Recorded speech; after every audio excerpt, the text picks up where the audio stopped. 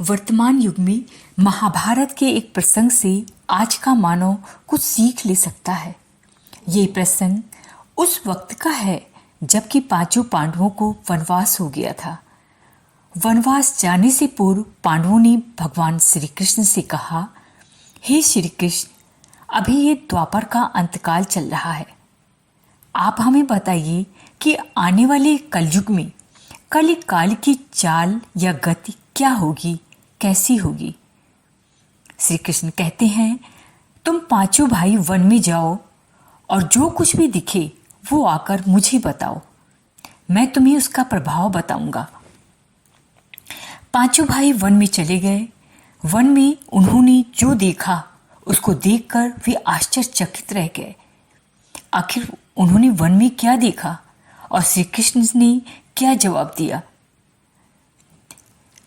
युधिष्ठिर और पांचों भाई वन में जाकर रहने लगे तो एक बार चारों भाई अलग अलग दिशाओं में वन भ्रमण को निकले। युधिष्ठिर भ्रमण पर थे तो उन्होंने एक जगह पर देखा कि किसी हाथी की 2 सूंड है। ये देखकर युधिष्ठिर के आश्चर्य का ठिकाना नहीं रहा। अर्जुन ने देखा, दूसरी दिशा में भ्रमण कर रहे थे। उन्होंने देखा कि कुछ दूर जंगल में कोई पक्षी है, उसकी पंखों पर वेद की ऋचाएं लिखी हुई हैं और वो पक्षी मुर्दे का मांस खा रहा है। भीम ने दोनों भाइयों की तरह भ्रमण कर रहे थे। भीम ने देखा कि गाय ने बछड़े को जन्म दिया है और जन्म देने के बाद वो बछड़े को इतना चाट रही है कि बछड़ा लहूलुहान हो गया। सहदेव भी भ्रमण कर रहे थे। उन्होंने देखा कि 6-7 कुएं हैं और किंतु बीच का एक कुआं खाली है। बीच का कुआं गहरा है, फिर भी पानी नहीं है और बाकी 6-7 कुओं में पानी है। उन्हें यह देखकर घोर आश्चर्य हुआ कि ऐसा कैसे हो सकता है। नकुल भी भ्रमण कर रहे थे। उन्होंने एक आश्चर्यजनक घटना देखी। नकुल ने देखा कि एक पहाड़ के ऊपर से एक बड़ी सी शिला लुढ़कती हुई आती है और कितने ही वृक्षों को टकराकर उनको नीचे गिराते हुए आगे बढ़ जाती है। इसके अलावा वो शिला कितनी अन्य शिलाओं को, पत्थरों को टकराई, फिर भी वो नहीं रुकी। अंत में वो एक अत्यंत छोटे से पौधे को स्पर्श होते ही वो स्थिर हो गई। पांचों भाइयों ने अपने देखे गए दृश्य की चर्चा शाम को श्री कृष्ण को बताया और अपने अनुभव को सुनाया। सबसे पहले युधिष्ठिर ने कहा कि मैंने तो पहली बार 2 सूंड वाला हाथी देखा।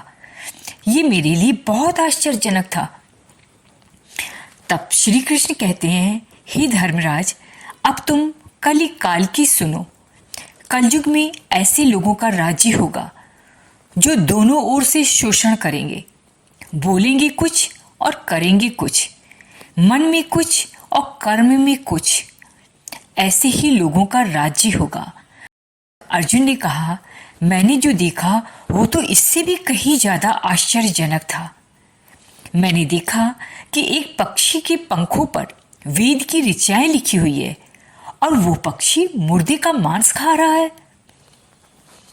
तब श्री कृष्ण कहते हैं, इसी प्रकार कलयुग में ऐसे लोग रहेंगे जो बड़े ज्ञानी और ध्यानी कहलाएंगे।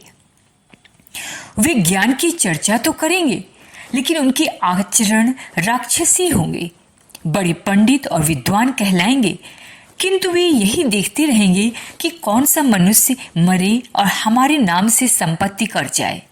हर जाति धर्म के प्रमुख पद पर बैठे विचार करेंगे कि कब किसका श्राद्ध हो, कौन कब किस पद से हटे और हम उस पर चढ़ जाएं।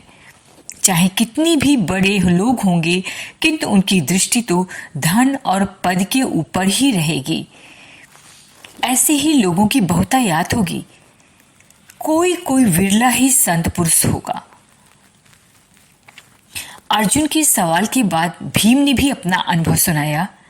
भीम ने कहा कि मैंने देखा एक गाय अपने बछड़े को इतना चाटती है कि बछड़ा लहूलुहान हो जाता है। श्री कृष्ण फिर कहते हैं कलयुग का मनुष्य शिशुपाल हो जाएगा। कलयुग में बालकों के लिए ममता के कारण इतना करेगा कि उन्हें अपने विकास का अवसर ही नहीं मिलेगा।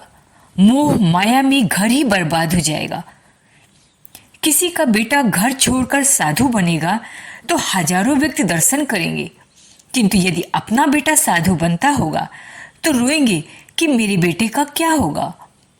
इतनी सारी ममता होगी कि उसे मोह माया और परिवार में बांध कर रखेंगे और उसका जीवन वहीं खत्म हो जाएगा।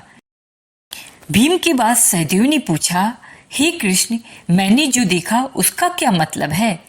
मैंने ये देखा कि 5-7 भरे कुओं के बीच का कुआं एकदम खाली है। जबकि ऐसे कैसे संभव हो सकता है कि उधर सारे कुएं भरे हुए हैं और बीच में एक कुआं खाली है?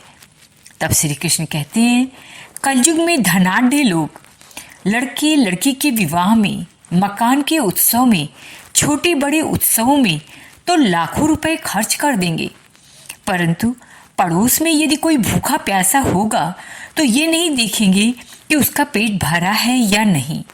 उनका अपना ही सगा भूख से मर जाएगा और वे देखते रहेंगे। दूसरी और मौज, मदिरा, मांस भक्षण, सुंदरता, व्यसन में पैसे उड़ा देंगे, किंतु किसी के 2 आंसू पोंछने में उनकी रुचि नहीं होगी। कहने का तात्पर्य है कि कलयुग में अन्न के भंडार होंगे, लेकिन लोग भूख से मरेंगे। सामने महलों बंगलों ऐशो आराम चल रहे होंगे, लेकिन पास की झोपड़ी में आदमी भूख से मर जाएगा। एक ही जगह पर असमानता अपने चरम पर पहुंच जाएगी।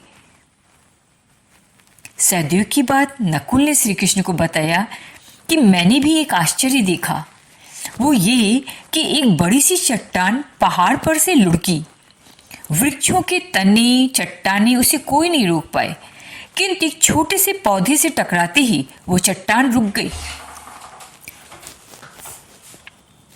तब श्री कृष्ण ने कहा, कलयुग में मानव का मन नीचे गिरेगा, उसका जीवन पतित होगा।